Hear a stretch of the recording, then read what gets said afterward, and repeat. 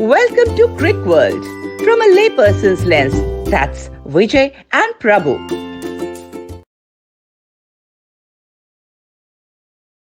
News which was to an extent very, very surprising for me. I didn't anticipate Virat Kohli to. I've got good things to say about what he has done for Indian cricket.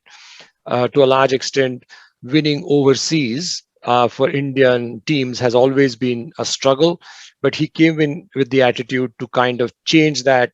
He brought in his fighting attitude. Um, at times, he was a little bit controversial and can be a polarizing figure, especially with his antics on the field.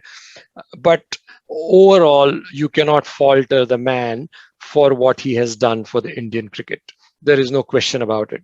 Under his leadership, a number of tests overseas have been won. He's the most successful captain, and the numbers speak for themselves.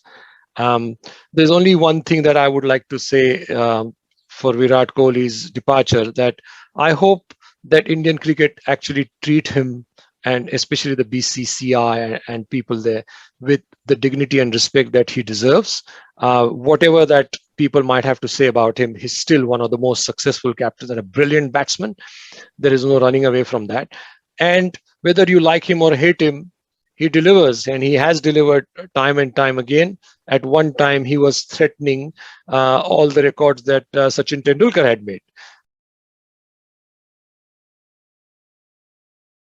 Yes, Vijay. When Virat Kohli took over as captain, it was also a very shocking thing which happened. Dhoni left the Test captaincy midway through an Australian tour in 2014, and Virat Kohli was told to take up the reins of the Indian team. India was number 7 at that time, and when he leaves 7.5 years later, is India number 1, and been number 1 for the last 5 years. The only disappointing thing for him probably was not to win the World Championship cricket last year against New Zealand, but these things happen. You can't actually evaluate people by the number of trophies. If you look at the number of tours he's done overseas and the number of victories, he's unparalleled in Asia, and not many people have that kind of record overseas. He's the only man from probably in the recent past to have won in Australia, in England, in the West Indies, and he came ever so close to repeating that in South Africa as well. What he did was he actually created a different persona. Some of the Australians mentioned that Kohli was probably more Australian than they were. If you try to mess with him, there was big payback time coming up. Yeah. The other thing was that he gave a lot of importance to fast bowling overseas. And if he had to let go of a spinner, he would. But he thought that the way to win overseas was to win with fast bowling. And he hit upon that idea, I think, about a year and a half ago. And he's been sticking to that with various degrees of success.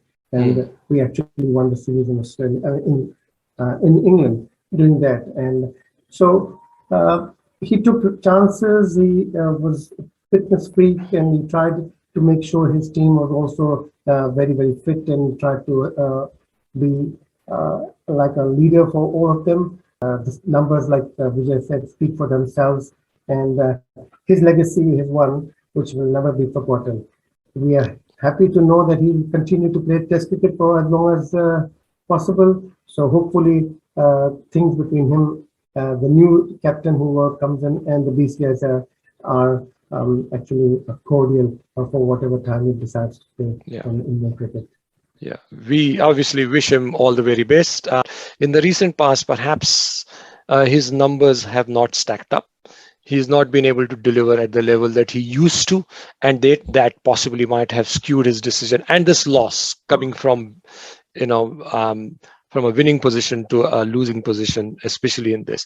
But all in all, great man, great batsman, and we wish him all the very best.